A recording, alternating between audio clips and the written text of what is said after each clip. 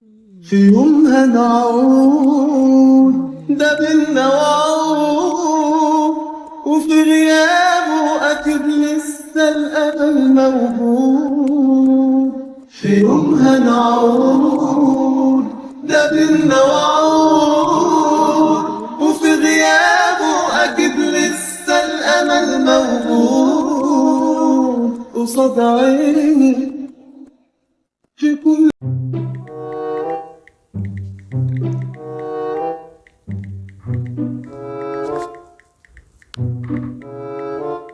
ريتاش، شبكي حساكي كده يعني متضايقة من حاجة؟ في حاجة؟ قوليلي شوفي. هو انتي طولتي كتير صح في المكان، بس شو صار احكيلي يلا. اسفة جدا ما كنتش معاكي شوية من قبل ما جيتي يعني، عشان كنت بتصفح الجوال، عشان قعدت لحالي وما عرفتش شو اعمل. ما كنتش عايزة اضايقك وانتي في الحفلة يعني، شو اللي صار احكيلي. ليش متضايقة؟ ريتاش انا متضايقة ريما؟ لا مش متضايقة، ما فيش اي حاجة، انا بخير. لا انتي مش بخير. انا عارفة يا ريتاج انك اتضايقتي من المرة اللي شعرها احمر. انا عارفة انك لما رحتي للفرح ده مش هيعدي على خير. انا عارفة وكنت عارفة اصلا انه الفرح ده مش هيعدي على خير. انا متاكده وعرفت انك انت رح تتاثري بالموضوع ده ورح تتاثري كتير، بس انا قلتلك يا ريتاج وقلتلك كتير قوي، قلتلك انزعي الاسم ده شيرين من حياتك. انزعي. تقدري تروحي تقولي له امين ده، قولي له انا بحبك. انا ريتاج ما ماتتش خلاص، بس هو خلاص فقد الامل. هو بيحبك، افهمي يا ريتاج، وانا متاكده من الموضوع انه هو بيحبك، بس انت مش فاهمه الحقيقه. فهميني يا ريتاج وركزي معايا. انا مش عايزه الاسم ده يكون في حياتك، مش عايزه الاسم ده يكون في حياتك. شيرين انت اسمك الحقيقي ريتاج، انت هي ريتاج. اسمعيني، لك روحي قولي له امين انا بحبك، انا هي ريتاج وريتاج ما ماتتش، انا هي. واحكي له كل الحكايه اللي صارت معاكي عشان يعرف. لو انت هتفضلي تتألمي كده مش هيعرف اي حاجه، مش هيعرف اي حاجه، هيفضل يعيش حياه سعيده هو والمره دي، وانت هتفضلي تتعذبي. ده احسن حاجة إلك. انا مش عايزة الومك ولا اقولك اي حاجة تانية او اجرحك بكلامي ده، بس انا عايزة اوعيكي. افهمي، انا بحبك جدا وبحبك الخير كله يا ريتاج، بس انتي اللي هتفضلي كده حزينة ومتضايقة. انا مش هسكت ابدا ولا هروح اقوله. كريمة، انا فعلا ضايقت جدا وكمان بكيت ومش مصدقة خالص انه اتجوز المرة دي. انا فعلا كنت عايزة انساك، كنت مش عايزة اني اظهر اني انا بحبه، بس انا ما قدرتش يا ريم. انا لسه بحبه، مش عارفة اعمل ايه. انا عايزة انساه يا ريم، انا عايزة انساه. يعني هو صح راح يعيش حياة سعيدة هو والمرة دي، بس اكيد هي بتستغله، وانا عارفة وانا حاسة انها بتستغله يا ريمة. مش عارفة ايه اللي عم يحصل معايا، مش عارفة مش عايزاه. انا ما اقدرش اقول له يا ريم، انا ما اقدرش اقول له ان انا ريتاج، مستحيل اقدر اقول له، عشان لو قلت له خلاص يعني هي كل حاجه عملتها راح تروح.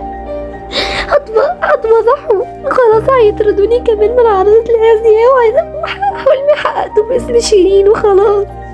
ما قدرتش اعمل اي حاجه باسم ريتاج يا ريم، وانتي بتعرفي الحكايه اللي صارت معايا يعني، بس انا مش عارفه كيف انساه، مش عارفه يا ريما ساعديني. ريتاج انا اسفه اني ضغطت عليكي، بس ما تبكيش، انا مش عايزاكي تبكي ابدا. هنلقى حل اكيد، هنلقى حل. عارفه ان انتي بتحبيه، وانا كنت متاكده وقلتلك ان انتي لساتك بتحبيه، بس انتي قلتيلي لا نسيته وخلاص كرهته، بس انتي عارفه انا كنت عارفه. بس ايه رح تعملي؟ لازم يعرف الحقيقة يا ريتاش، لازم، عشان مفيش اي حل تاني. لازم يعرف الحقيقة، فهمتي؟ يلا كفى بكى كده، يلا خلينا ننام، الوقت اتأخر. ما تبكيش يا روحي، انا مش عايزاكي تبكي وتتألمي عشان يا روحي. ريتاش خلاص يكفي بكى، هتبكيني معاكي. تمام يا ريما، بس انا ما قدرتش اتحمل اشوفه كده، ما قدرتش، كان صعب عليا جدا. حاولت ان انساه، حاولت اعمل كل حاجة، ما قدرتش يا ريما، غصب عني. انا فاهماكي، حاسة بيكي ريتاش، بس خلاص ما تبكيش، يلا خلينا ننام. تمام يا ريما.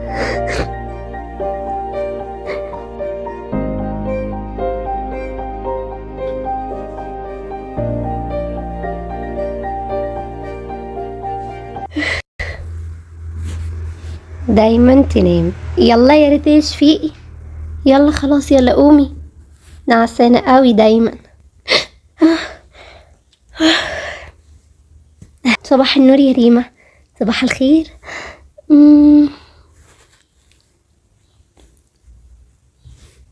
كيفك؟ صبحتي احسن؟ ايوه الحمد لله بخير. معايا ريتاج، انا عايزه اقول لك حاجه. انا اليوم لازم اروح. انت عارفه ان اللي حكيتهولك على ماما كل حاجه كيف اتصرفت معايا، بس يعني ملابسي قعدت هناك، انا عايزه اروح اجيبهم وارجع لهنا يعني، ومش عايزاها تعرف الحقيقه، مش عايزاها تعرف ان انت لساتك عايشه كل حاجه. انا راح اروح بسرعه واجيب ملابس تبعي كل حاجه وارجع. تمام تمام يا روحي، روحي جيبيهم. انت عايزه انه يروح معاكي فارس ولا لا؟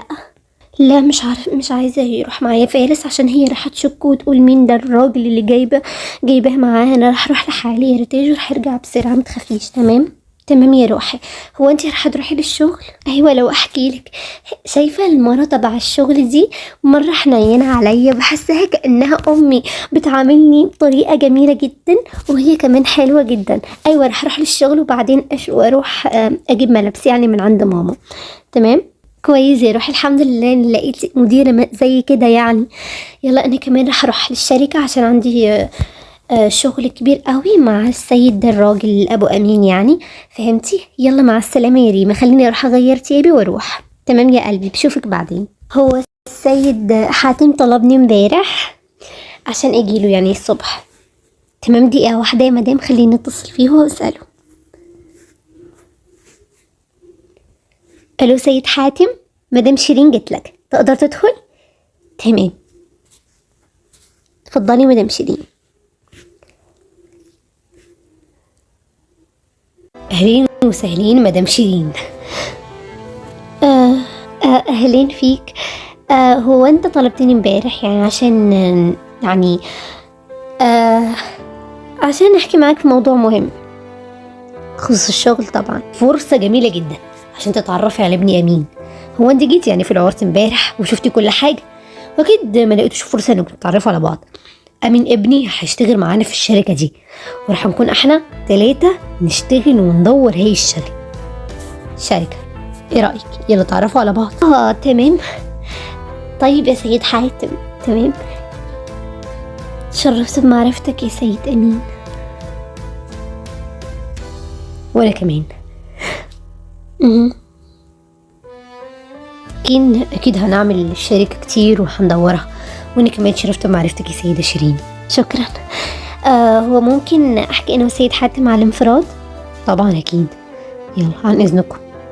فهمتي عليا؟ يعني هندور الشركة ونعمل تصميمات جديدة قوي، وطبعا هنجربها عليكي، وهنعمل كتير حاجات جميلة قوي قوي. وانتي سامعاني يا سيدة شيرين؟ ايوه سامعاك، طبعا سامعاك. ايوه مثل ما قلت لي انه هنعمل تصميمات جديدة للملابس والفستان والاشياء اللي مثل كده. تمام، انا هشوف، هعطي نظرة على الاشياء اللي مثل كده وهبعتها لك على الحاسوب يعني. تمام كويس جدا. وانتي بعتيلي شوية تصاميم كده وهنصممها كده، وانتي لازم تعرضيها يعني عشان نشوف على انه ننزلها ونعمل حاجات تانية. فهمتي عليا؟ يلا ممكن ان تروحي، وبعدين لو استحقيتك يعني او حصلت اي حاجة هتصل عليكي. طبعا اكيد يا سيد حاتم، يلا مع السلامة. اهلين بريمة الحلوة. شو تأخرتي شوية على الشغل اليوم وكده؟ ايوه اسفة جدا، اسفة جدا يا مديرتي الحلوة. ممكن تقولي اني اتأخرت شوية عشان فضلت افطر يعني. بس اسفة، راح اغير ملابسي وقبل الشغل.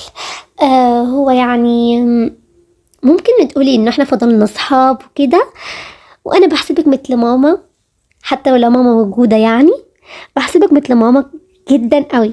وانا كمان والله بحسك ان انتي بنتي بجد. بحسك كده أمورة قوي. وأنا ما عنديش بنات صح، بس بحسك مثل بنتي عشان انتي حنينة وكمان في شغلك كويسة جدا. بس يلا يلا روحي غيري ملابسك بسرعة بسرعة، وبعدين نبلشي شغل، وفي آخر اليوم كده ممكن نتحدث شوية مثل أي يوم طبعا. وكده بجد انتي أحلى مديرة في العالم، والله العظيم انتي أحلى مديرة في العالم. عوضتيني على كل حاجة. الله يخليكي. تمام يلا خليني أروح أغير ملابسي كده على اللبس تبع الشغل، وبعدين ارجع لك. يلا خلصت لبست ملابسي وهبلش شغل. هو لسه مجوش يعني اللي هيعملوا ميك اب او يشتروا اي حاجة، مش عارفة. بس خلينا كده نحكي شوية. لو ممكن اعرف قصتك ايه، كيف وصلتي لحلمك ده؟ هو انا قصتي بعد شوية حزينة، وانا بعتبرك مثل بنتي وهحكي لك اي حاجة، وكلكم مثل بناتي. شايفة كل الموظفين اللي بيشتغلوا عندي بعتبرهم زي بناتي مثلك انتي تماما. وانا لطيفة جدا صح. انا عشت ماضي كتير محزن ومش حلو خالص، بس يعني هحكي لك عادي. انا كنت متجوزة من راجل كان زوجي، كان وحش معايا جدا، كان بيضربني، كان بيعنفني قوي، وانا كنت حامل في الوقت ده. كان بيضربني جدا جدا جدا جدا، مش عارفة ليه. هو انا اتجوزت غصبا عني، مش عن حب ولا حاجة، اتجوزته كده. بابا جوزني وانا اصلا كنت صغيرة في سن يعني صغير، فاتجوزت منه وكنت حامل، وكان عم بيعنفني ويضربني بقوة جدا. فقررت اني اهرب من البيت. هربت من البيت وانا في حالتي كده، وانا حامل ومش قادرة اعمل اي حاجة، وكل دم وبنزف. كان بيضربني بقوة قوي. شايفة وجهي كان وحش جدا. فبعدين جبت بنت كانت حلوة قوي، شعرها اصفر، كانت مثل القمر. لما ولدتها كنت مش عارفة هو وين اخدها، ما قدرتش اربيها. كنت فقيرة وعايشة في الشارع، ما عرفتش شو رح اعمل. فقلت خليني اروح اخليها واحطها قدام اي بيت، عشان انا ما قدرتش صح. استغنيت عليها، بس كانت من لحمي ودمي، وما قدرتش اربيها. ما كنتش عايزاها تعيش معايا في الفقر ده.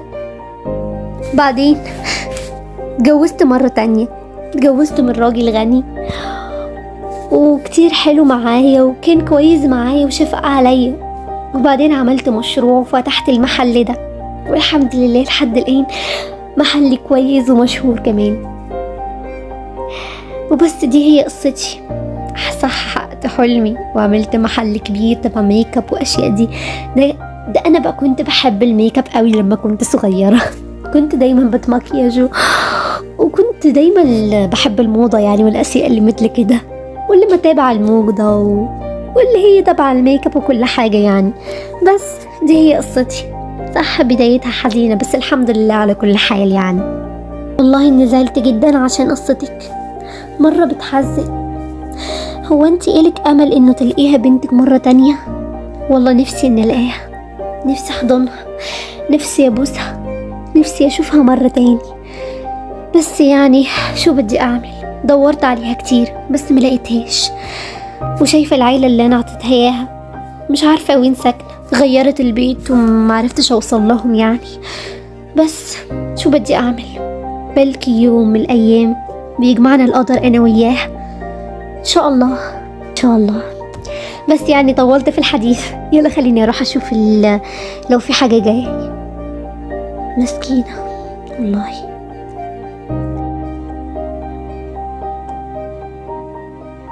وكأنه ما فيش اي حدا في البيت.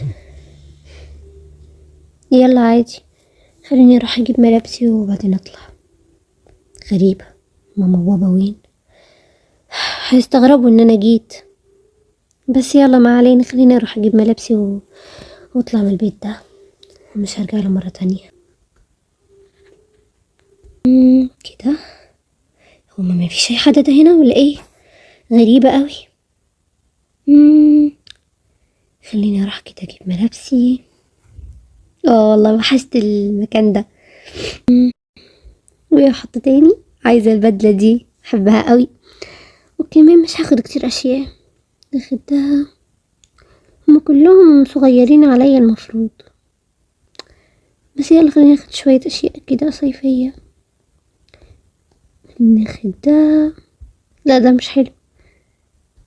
يلا بقى يكفي دول، خليني اروح. يلا ما لقيتش اي شنطة احط فيهم، لقيت بس الشنطة دي.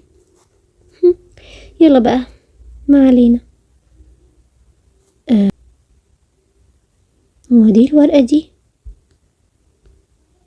خليني اشوف كده. ايه الكلام ده؟ ده كأنه عقد تبني. ريما،